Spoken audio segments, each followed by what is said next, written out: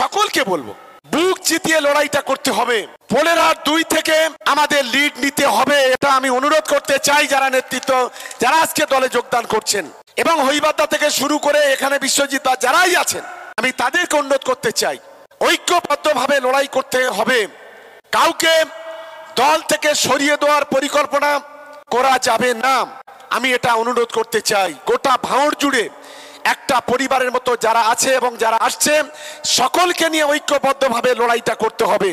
আমার মনে হয়েছে আমি রিন্টু ছেলেটাকে সেদিন আমি দেখেছি বা আজকে যারা যোগদান করলো তাদের দেখেছি, ওরা যদি লড়াই করে পোলেরহাটে ভাঙড় বিধানসভার মধ্যে 1 নম্বর অঞ্চল হিসেবে নিজেদের তুলে ধরতে পারবে, এটা আমার অন্তত আত্মবিশ্বাস অন্তত তৈরি হয়েছে। আর আমাদের নেতাদের যারা আছে তাদের বলি সকলকে ভালোবেসে কাছে নিতে হবে। ভালো না লাগলে চলে যাবেন, কোনো আপত্তি নেই, কিন্তু দলে থেকে যারা বেঈমানি করবে 4 তারিখের পরে সুদে আসলে কোড়ায় গন্ডায় তাদের বুঝে নেব, এটা যেন মাথায় থাকে। আজ প্রকাশ্যের সভা থেকে আমি বলে যাচ্ছি, আর দুর্নীতির প্রশ্নে কোনো টলারেট করা হবে না। কোন নেতা যদি ভিখারির মতো কারোর কাছে পয়সা নেয় তাদের বিরুদ্ধে সর্বপ্রথম কড়া ব্যবস্থা দল নেবে, তৃণমূল কংগ্রেস নেবে, একটা পরিষ্কার এটা আপনাদের কাছে বলতে চাই। আর আমি সকলকে আজকের আমন্ত্রণ জানাচ্ছি, আগামী 14 তারিখে রবিবার পড়বে, সেদিন এই রবিবার আমাদের একটা র্যালি হবে ঈদের পর 3 দিন পরে। এই 14 তারিখে আমাদের টার্গেট হচ্ছে, আগে ভাবছিলাম 10,000 13,000, আজকে অন্তত ভেবেছি 15,000।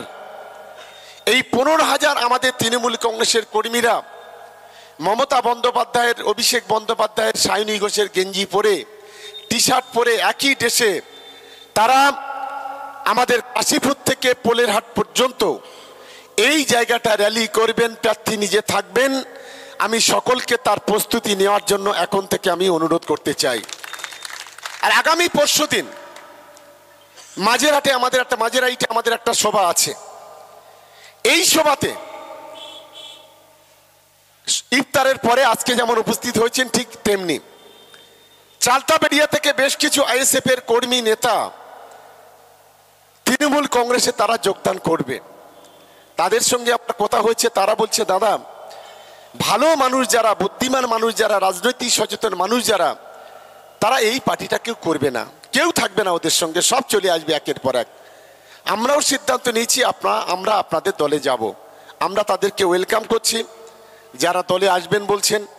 আমি চাই গোটা ভাঙড় জুড়ে আগামী দিনে ঐক্যবদ্ধভাবে লড়াই করতে। গতকালকে হঠাৎ একটা গন্ডগোল হলো আলাকুলে, পোলেরহাট অনে, আমাদের ছেলেরা জিরানগাছা হসপিটালে এসছে ট্রিটমেন্ট করতে, সেখানে কগাছা আইএসএফকে হাজির। আমরা সবে ভাবছিলাম যে এবার আমরা যাব, তারপরে পুলিশ বলল যে ওরা পালিয়ে গেছে, নেই আর এখানে।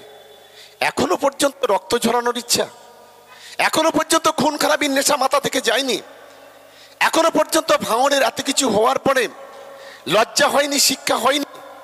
আমি তাই তাদেরকে বলছি, আমি অনুরোধ করছি, এখনো সময় আছে, এখনো শিক্ষা নিন, না হলে আগামী দিনে চরম মূল্য কিন্তু আপনাদেরকে দিতে হবে। এই ভাঙড়ের মানুষ আপনাদের গলার জামার কলার ধরে জিজ্ঞাসা করবে ভাঙড়ের খুনের জন্য দায়ী হচ্ছে তোমরা, সুদে আসলে কোড়ায় গন্ডায়, সেদিন কিন্তু হিসেব নেবে, এটা অন্তত মাথায় থাকে যেন। তাই আমি আর বক্তব্য দীর্ঘায়িত করছি না, নামাজ হবে। আমি সকলকে অনুরোধ করতে চাই, এত সুন্দর পরিবেশে এত মানুষের উপস্থিতি আর এত ভাইরা আমাদের দলে যোগদান করেছে, আমি অত্যন্ত আনন্দিত। আমি খয়রুলকে ধন্যবাদ জানাবো, তার